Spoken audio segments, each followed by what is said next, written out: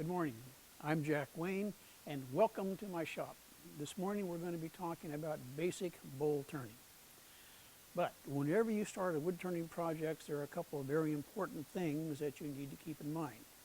First is safety. Remember that all of your tools or forms of knives are very, very sharp. If you're going to cut wood, they have absolutely no problem with cutting meat, so be careful. Also, that means you need to keep your tools razor sharp at all times. If the cut isn't progressing as you would like, go sharpen your tool. If you're getting a lot of dust with your cutting process, go sharpen your tool. If your tool is skipping around and leaving big lines and grooves in your work, then you need to concentrate on righting the bevel and go sharpen your tool, because if it's skipping around, you've converted a gouge into a scraper and it very quickly gets dull. You're misusing the tool. Sharp tools, critical. Have a way to sharpen your tools quickly and easily. I'll show you a little bit later on how I sharpen my tools. It takes 5 seconds. There's no magic to it. There's not a lot of technical wobbly goggly boop. Just go sharpen the tool. It takes 5 seconds. Safety, always think safety. Usually if you're going to start something new with a lathe off, give a couple of trial runs with your gouge and see if what you have in mind is really going to work, because sometimes, I don't know how it happens, but sometimes your original inclination isn't going to work, so you have to change. Always be very, very aware of the grain orientation of the wood when you mount it on the lathe. If the grain is parallel with the lathe, it's called spindle turning. We can turn bowls using spindle turning techniques. If the grain runs across the lathe, it's called face work. And again, we have all the technology in the world to make it work well.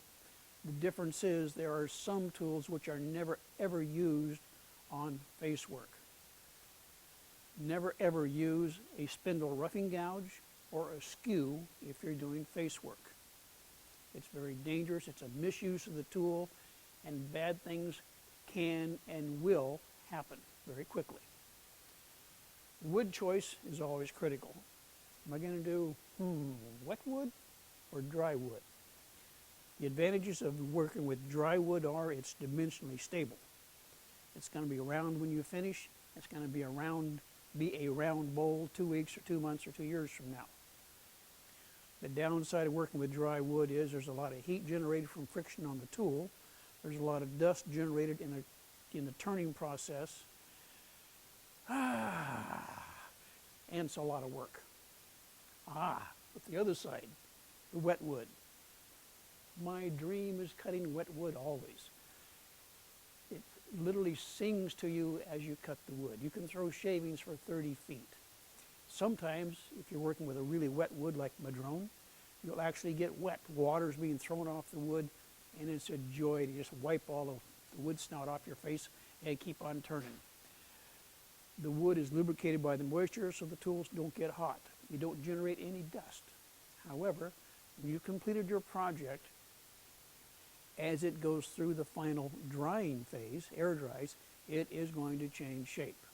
Some woods change shape more radically than others. Others are relatively stable, and with experience, you'll find out which ones do what. But always know that it is going to change shape. Myself, I like that.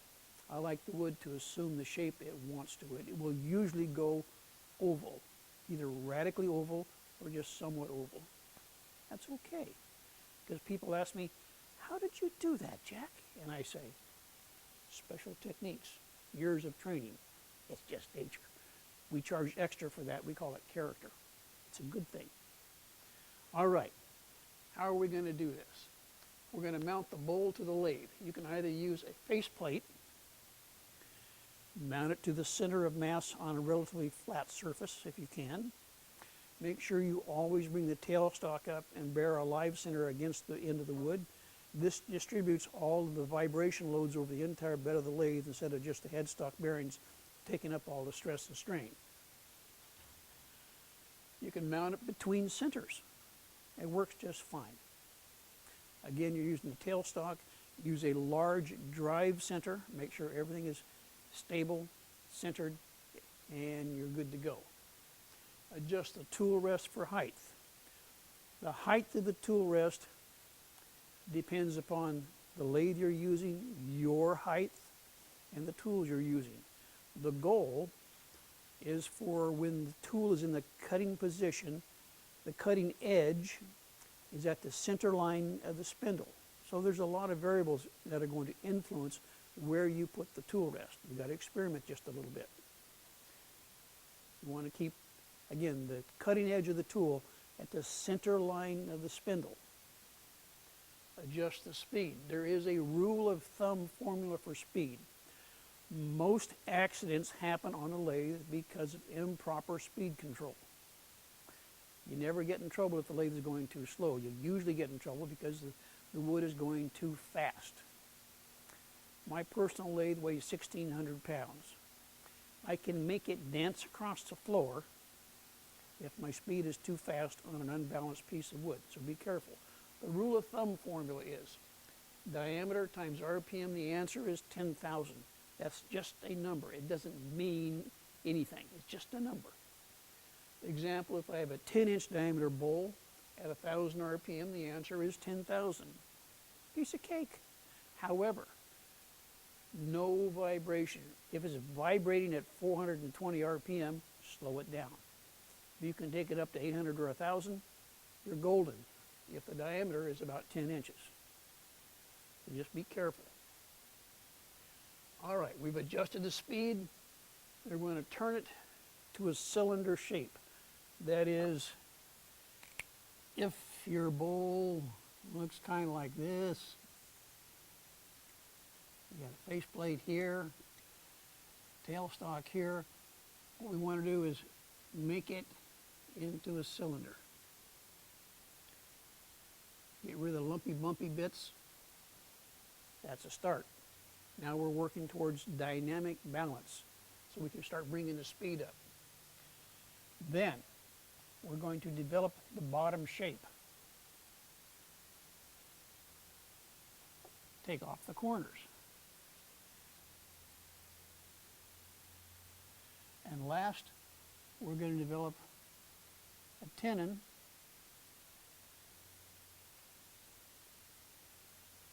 so later we can turn the bowl around, hold on to it, and take out the inside. Working on the outside of the bowl is the slowest, most tedious part of the process, but it's also where you, as a turner, get to experience and express your artistic side. It's going to be whatever you want if you use the tool properly. We're doing all of this with a bowl gouge. Needs to be sharp, keep that in mind. Develop the foot and the tenon, because later we're going to turn this bowl around and only hold on to the tenon. The tenon needs to be done exactly right.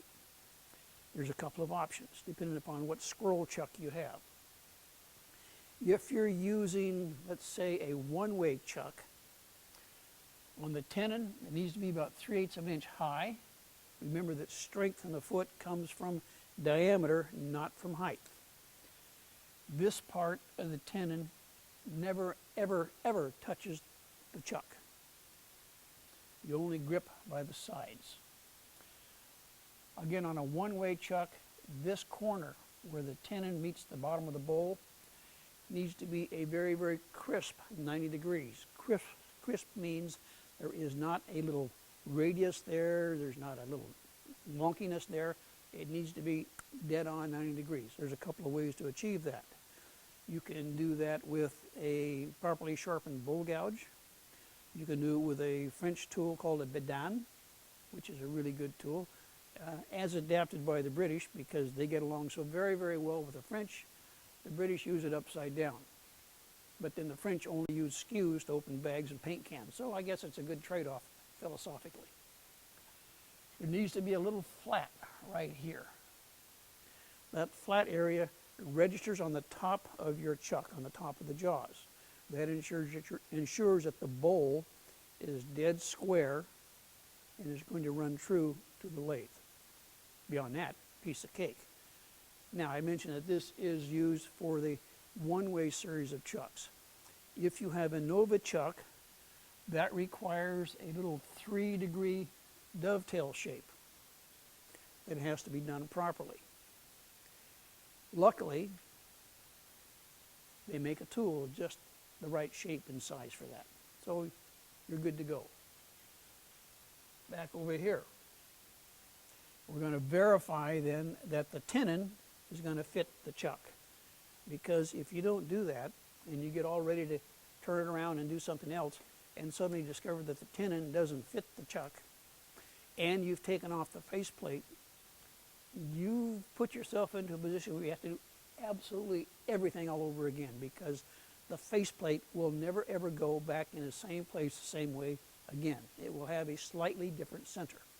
So verify that the scroll chuck fits the tenon before you remove the faceplate. We're going to refine the shape with a bowl gouge and or a curved steel scraper. I am not personally a big fan of carbide cutters. They don't make carbide scalpels. You can't resharpen effectively a carbide cutter. You get to go buy new ones, but they're not as sharp to start with as a steel scraper. However, they do maintain their degree of sharpness longer than the steel. But again, it only takes 5 seconds to resharpen a steel scraper, so I prefer steel. Piece of cake. Refine the shape again with a bowl gouge and a curved scraper. We sand it, we put the finish on it, we're done with the outside. Then we'll go to phase 2, which is remove the inside, and we'll get to that just shortly. But first, let's go mount the piece of wood I've selected, which is Australian oak, slightly wet, and it's going to be, I hope, a really nice piece of wood. We're ready to start turning, almost. We always want to start with fresh tools. I like to sharpen my tools before I even put the wood on the lathe. My tools may look a little different than the tools that you're used to. Let me show you what I mean. This is a D-way gouge, probably one of the world's best gouges, and I worked with Dave in developing the shape. We like to have a relatively narrow nose. It's not a point, but it's a narrow nose. This lets you get cuts started much more easier than working with a broader nose. You might have noticed if you get a factory gouge with a broader nose, you go to start a cut and it wants to kick back or run away on you. This, you can just use fingertips, get the cut started, and away you go. You're on the bevel. The bevel, by the way, is 60 degrees, give or take a little bit. Don't get anal about the number. It's around 60 degrees. It's okay if it's 55, it's okay if it's 63. It's going to work just fine. The optimum angle, of course, is always 45, but my experience has been that the flatter, that is 45-degree angle, although very, very sharp and very controllable, gets dull much quicker than if you just steepen this angle up a little bit to 60. This edge will maintain a high degree of sharpness 3 or 4 times longer than the others. Unless you're into the zen of sharpening, let's go with 60 degrees. I like long swept back wings, sort of like a Ellsworth, maybe a little more stretched back. It makes the tool much more versatile. So what do? We're going to sharpen. Again, as I said earlier, there's no black magic about it, so you don't need to paint your edge with a magic marker or something like that to see what's going on. You can see right off the bat what's happening. I like to use the Wolverine jig system. It's quick, it's easy, gives you repeatability. I have my Varigrind jig set up with a long arm in the very, very bottom of the first notch. When the tool is inserted in the Varigrind jig, it slides through, projects out past. I've got a stop block set up here on my grinder at 2 inches. Tighten things down. It doesn't need to be deadly tight, just snug.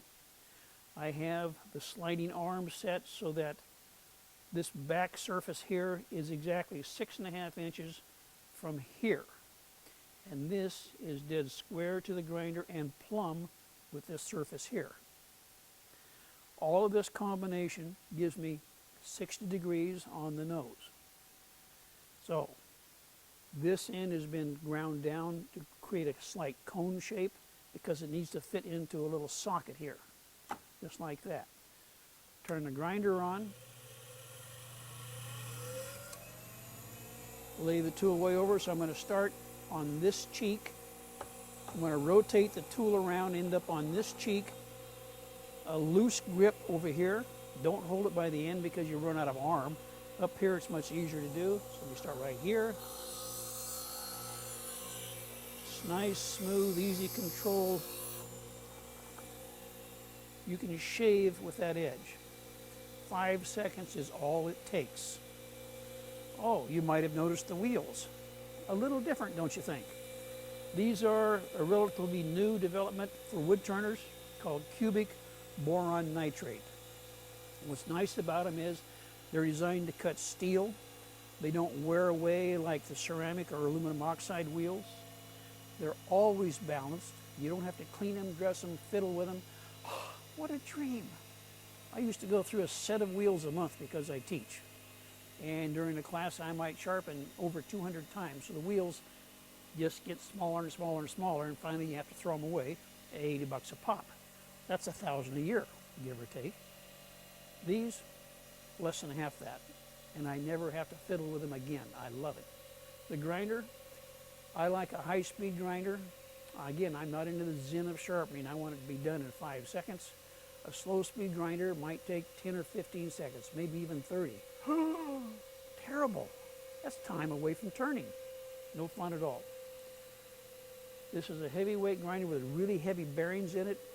It will take it about 4.5 minutes to finally coast down to a stop. If you go to a slow-speed grinder, the bearings aren't high quality, and it will stop in about 45 seconds once you turn the power off. This runs much smoother. Again, now my tool is sharp, only took 5 seconds. Let's go mount our wood on the lathe and see what we can make with this. The lathe we're using is a Laguna 2436. It's a relatively new lathe to the wood turner scene. I'm mounting my bowl blank onto the spindle. Engage the spindle lock. You hear it click into place. Take it up snug. Don't put a wrench on it. It's not going to go anywhere. As long as it's up snug, it will self-tighten later on. And if you tighten it up now, you'll have a real bear of a time getting it off later on. So now I've got the wood up nice and snug. I'm going to bring the tailstock up to bear on the wood. Crank it in. What this does is help secure the wood to the lathe. Also distributes the vibration loads over the entire body of the lathe, so the lathe mass helps absorb the vibration. Okay, currently we're 459 RPM. I can bring the speed up a bit more. And I'm getting some vibration, so probably that's going to be about it. I can go up through that if I'm careful, see if it smooths out.